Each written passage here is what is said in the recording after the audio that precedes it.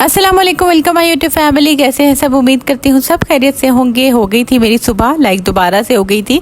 पहले अरसल को स्कूल भेजा था, स्कूल भेजने के बाद अब दोबारा मैं उठी थी और सिनान के लिए मैंने छोटा सा पराठा बनाया था और अपने लिए मैंने कल का जो तंदूर की रोटी है वो बची हुई थी, वो मैंने गर्म कर ली थी, क्योंकि कल की जो बची हुई रोटी होती है ना तंदूर की, खास तौर पर बहुत मज़े की लगती है सुबह नाश्ते। आज की वीडियो स्टार्ट करने से पहले बहुत प्यारी सी बात मैं आप लोगों से शेयर करने वाली हूँ। अभी मैं मोहम्मद अली का लेक्चर सुन रही थी, तो उसमें वो कह रहे थे कि या हय्यू या क़य्यूम ला इलाहा इल्ला अंता बिरहमतिका अस्तागीस। ये जो दुआ है अगर हम अपनी डेली रूटीन में 15 मिनट के लिए पढ़ लेते हैं तो इसके बहुत पॉजिटिव इम्पैक्ट्स आते हैं हमारी लाइफ में।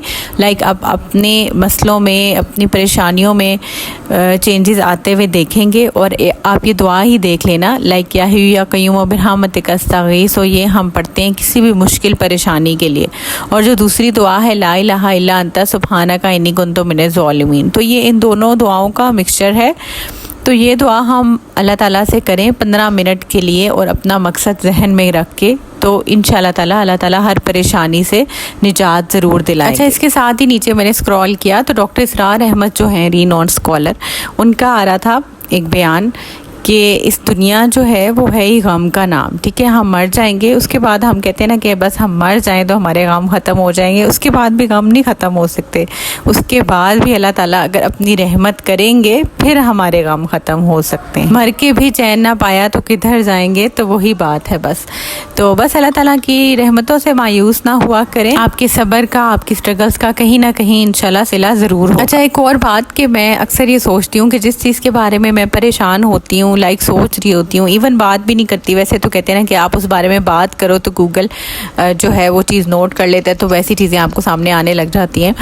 लेकिन फिर भी मुझे ऐसा लगता है कि अल्लाह की तरफ से वो मैसेजेस आ रहे होते हैं। आप अपना इंस्टा, मैं अक्सर ऐसे करती हूँ कि मैं परेशान होती हूँ, मैं इंस्टाग्राम खोलती हूँ और मैं स्क्रॉलिंग शुरू कर देती हूँ, और उस स्क्रॉलिंग में आप यकीन करें कि बहुत सी ऐसी आयात आती हैं, बहुत सी ऐसी हदीस होती हैं, लेक्चर्स होते हैं, ऐसे आते हैं कि जिससे आपके दिल को सुकून मिल जाता है, इत्मीनान मिल जाता है। मुझे कभी कभी ऐसा लगता है कि वो अल्लाह की तरफ से मैसेजेस आ रहे होते हैं, कोई ना कोई ज़रिया बनना होता है, और शायद ये ज़रिया हमारा इंस्टाग्राम की स्क्रॉलिंग हो। तो जब भी मेरे सामने कोई ऐसा मैसेज, ऐसी हदीस या ऐसा लेक्चर आता है तो मैं उसको अपने आप से ज़रूर रिलेट करती हूँ कि शायद अल्लाह ताला ने मुझे ये मैसेज भेजा है। अगर आपको भी ऐसी कोई फीलिंग्स आती हैं तो मुझसे लाजमी शेयर कीजिएगा। अच्छा, ये मेरी फ्रिज से तंदूर वाली रोटी निकल आई थी। वैसे तो हम नान जब गर्म करते हैं तो बहुत मज़ा आता है, लेकिन मैंने सोचा कि आज ये जो है ना, मैं तंदूर की रोटी भी गर्म करके देखती हूँ, ये भी मज़े की ही लगती है। आप इसको गीला करके घी से गर्म करो। तो ये मेरा पराठा बन गया था, मेरा तो नहीं, सिनान का पराठा था, और मैं अपना भी गर्म करने लगी। मैं आपसे कल की अपनी एक स्टोरी शेयर करती हूँ। हुआ कुछ यूँ कि मैं सुबह उठी, I was feeling so much tired. कई दफ़ा ऐसा होता है कि आप सुबह उठ के इतने एग्जॉस्टेड होते हो, आपकी टांगें दर्द हो रही होती हैं, सर दर्द हो रहा है, ख़ास तौर पे फॉर मदर्स। ठीक है, माओं के लिए बहुत मुश्किल होता है। I can understand the pain of every mother. अच्छा, खैर, वो सारा दिन काम वगैरह करके मशीन मैंने लगाई, कपड़े डाले ऊपर, सफाइयाँ की, बर्तन धोए, एंड वही बच्चों को संभालना, खाना बनाना, ईच एंड एवरीथिंग। तो आज ये हुआ था कि मुझे वाकई बहुत थकावट फील हो रही थी। तो मेरे हस्बैंड घर आए, ऑब्वियसली वो भी थके हुए थे, तो मैंने उनसे बोला कि मैं आज बहुत थक गई हूँ, मैं बहुत ज़्यादा थक गई हूँ। एंड द आंसर वॉज कि तुम तो घर पे होती हो, तुमने क्या किया है, तुम तो बैठ के मोबाइल देखती रहती हो। तो यहाँ पे जो हमारी एक्सपेक्टेशंस है ना, हमें मार दे देती हैं। हम एक्सपेक्ट कर रहे होते हैं कि नहीं, वो तो कहेंगे ओहो इतना थक गई हो तुम, I will make tea for you, या फिर अप्रिशिएट ही कर देंगे कि हाँ यार तुम बहुत काम किए। तो उनका ऑपोजिट ये होता है कि हम थके हुए हैं, आप लोग तो घर पे होती। तो ये जो जुमला है ना, मुझे बहुत फ्रस्ट्रेट करता है। मैं ट्रिगर हो जाती हूँ, हमारी लड़ाई हो जाती है आपस में एंड ऑल डैट।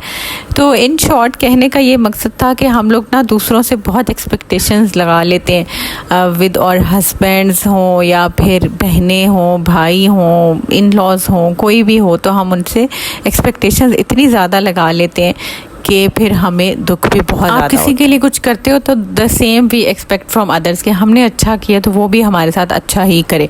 हमने इस टाइम पे उसके साथ ऐसा किया था तो उसको चाहिए कि अब वो हमारे साथ ऐसा करे। पर ये दुनिया, इसमें ऐसा नहीं होता। If you are doing something good for others तो फिर लोगों से एक्सपेक्ट करना छोड़ दें। Do it for yourself, do it for Allah sec.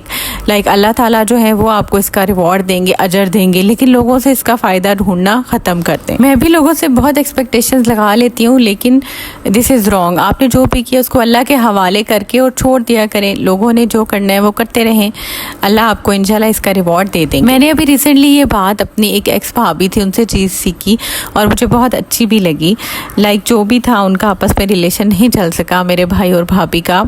It's a long story short, लेकिन मैं आपको ये बता दूं कि जो भी था मतलब भाई की वजह से कुछ इश्यूज़ थे, उनका नहीं चल सका, लेकिन still she talk with us. मुझसे बात करती हैं, मेरी अम्मी से बात करती हैं, हम सबसे वो बात करती हैं। तो वो ये कहती हैं कि जो भी रिश्ता ख़राब हुआ या जो भी था आपके भाई के साथ इश्यूज़ थे, मुझे आप लोगों से तो मसला नहीं था। लाइक आप लोग मेरे साथ अच्छे थे तो मैं भी अच्छी ही हूँ आप लोगों के साथ। और वो ये भी कहती हैं कि मैं किसी से कुछ एक्सपेक्ट नहीं करती। लाइक कुछ भी वो हमारे लिए भी करती हैं या जो भी करती हैं तो वो कहती है मैं इन रिटर्न एक्सपेक्टेशंस नहीं रखती कि अगला बंदा भी मेरे साथ वैसा ही करेगा। तो फिर इस स्टेज पे आप खुश होके ही रहते हो। जब आप किसी से एक्सपेक्टेशंस नहीं लगाते तो आपको खुशी भी रहती है, आप ज़िंदगी में खुश रहते हो। तो इन शॉर्ट ये कि लोगों से एक्सपेक्ट करना छोड़ दें, सिर्फ अल्लाह ताला से मांगें। लोग आपको वाकई कुछ नहीं देते, सिर्फ अल्लाह ताला ही देते हैं। और एक और वाक़या था जो मैं सुन रही थी कि एक बेवा औरत थी, ठीक है, वो बहुत परेशानी बहुत मुश्किल में थी। लाइक उसकी जो पे है वो 18,000 उसकी पे थी, उसका गुजारा बहुत मुश्किल से हो रहा था। तो उसके जो मैनेजर हैं उनको ख्वाब में ये आया कि उनकी पिटाई लग रही है, लाइक उनको मार पड़ी है। क्यों मार पड़ी? क्योंकि उनके ऑफिस में एक बेवा औरत है जो कि बहुत मुश्किल से गुजारा कर रही है और जो कि बहुत ज़्यादा परेशान है, ठीक है। और वो मैनेजर रात को 3 बजे अपने एम्प्लॉय को फ़ोन करते हैं और कहते हैं कि मुझे वो बेवा औरत ढूंढ के। तो कौन सी है वो बेवा औरत जो कि हमारे ऑफिस में काम करती है और वो परेशान है? तो मेरा तो ये वाक़या सुन के रोंगटे खड़े हो गए। लाइक उस औरत ने किसी को नहीं बताया कि मैं परेशान हूँ। उसने अपने एम्प्लॉयज़ को नहीं बताया, उसने अपने कुलीग्स को नहीं बताया, उसने किसी को नहीं बताया। उसने किसको बताया? उसने रात को अपने अल्लाह को बताया कि अल्लाह ताला मैं परेशान हूँ, आप ही वसीला मेरा बनाएंगे। और फिर अल्लाह ताला ने कैसे वसीला बनाया, मतलब अल्लाह ताला कैसे वसीला बना देते हैं वो हम सोच भी नहीं सकते। तो आपको कुछ भी चाहिए ना तो लोगों के आगे मत बोलें, लोगों से मत मांगें, अल्लाह ताला से मांगें। अल्लाह ताला बेशक किसी को वसीला बेशक बना देते हैं, लेकिन देते तो सिर्फ अल्लाह ताला की ज़ात है ना, उसके अलावा कोई भी हमें नहीं दे सकता। तो बस ये कि इन शॉर्ट लोगों से एक्सपेक्ट करना छोड़। Stay positive in your life, दुआएं दिया कीजिए, लिया कीजिए, और मुझे भी दुआओं में लाजमी याद रखिएगा। चैनल को सब्सक्राइब, लाइक, शेयर करना ना भूलिएगा। अल्लाह हाफिज़ और अपना ख्याल रखिएगा। और ये मेरी आज की सफाई भी हो गई। आज मेरी डीप क्लीनिंग डे था किचन का, और बस मैंने जो है ना आज से ही रगड़ रगड़ के सारी सफाई कर दी है किचन की।